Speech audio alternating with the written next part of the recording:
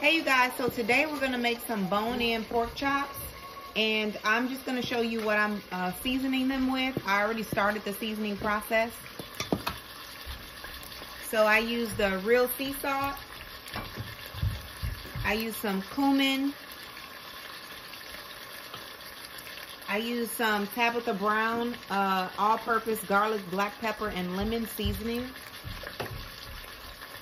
I sprinkled some garlic on there.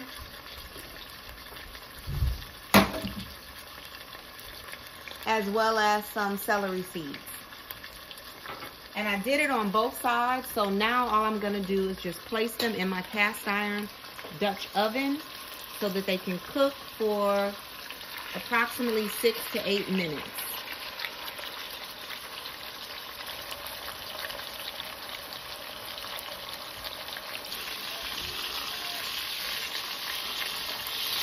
Okay, it's been about 3 or 4 minutes. They are not ready yet. I want them to be browner. You can see that. They're not ready yet. Just wanted to check to make sure they're not burning. So we're going to leave them in there on this side for another 3 to 4 minutes. Okay, so now when you see that the red is coming up on the other side, now is a good time to turn it over. That's an indication that it's really cooking through. So yeah, that is the brown color that I was looking for. It's turning the brown color that we all know. Yeah. We just got 2 more minutes to do. Right. So over here on this side, we're going to start making our sauce that we are going to drizzle over our pork chops once they're done. And I'm using this pan here because I just got through cooking another pork chop in here in this skillet. So I didn't fully clean it because I knew that I was going to use this for the sauce. So what we're going to do is we're just starting out with like probably about a tablespoon or 2 of oil, just a drizzle of oil. And we are heating this up on medium. Okay, so now to our oil, we are going to add about a tablespoon of rosemary. And as you all know, I prefer using fresh herbs. However, I didn't have any on hand, so we're going to use what we got. So we're using some organic rosemary, and we're just going to saute this until it becomes very fragrant and the oil gets incorporated in with the rosemary.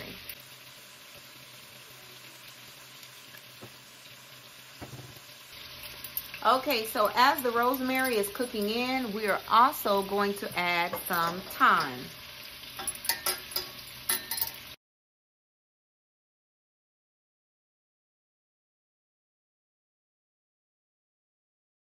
We're going to add some garlic powder. And we're going to add a half a cup of water.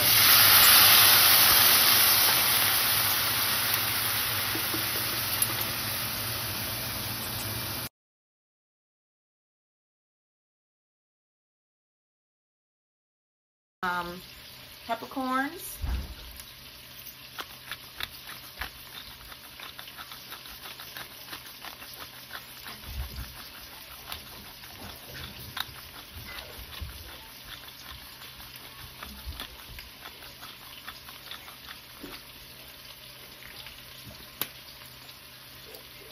We're going to add some apple cider vinegar. We're also going to add a little bit of sugar. And remember, we have to really watch it when it comes to sugar because sugar can burn pretty easily. So even though my heat is on medium right now, I'm just going to keep stirring it so that it doesn't burn, it doesn't stick to the bottom of the pan.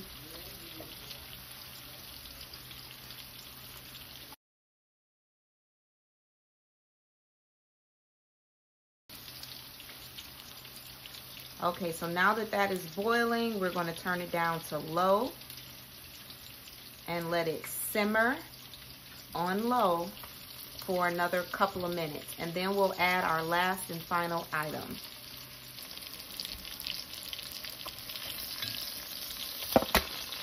Okay, we're gonna plate them.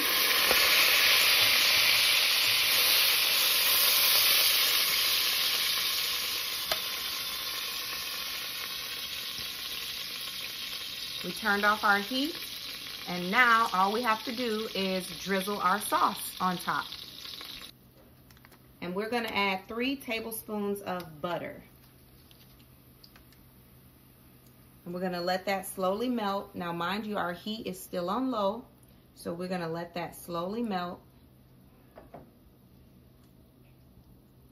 And while it's melting, this is strictly your preference. You can add just a little bit more garlic if you would like. I decided to, and you should be good to go. Now, mind you, we don't need to add any more salt unless it's your preference. We didn't add any salt to this sauce, but we don't need to add any more sauce with our pork chop because we properly salted our meat.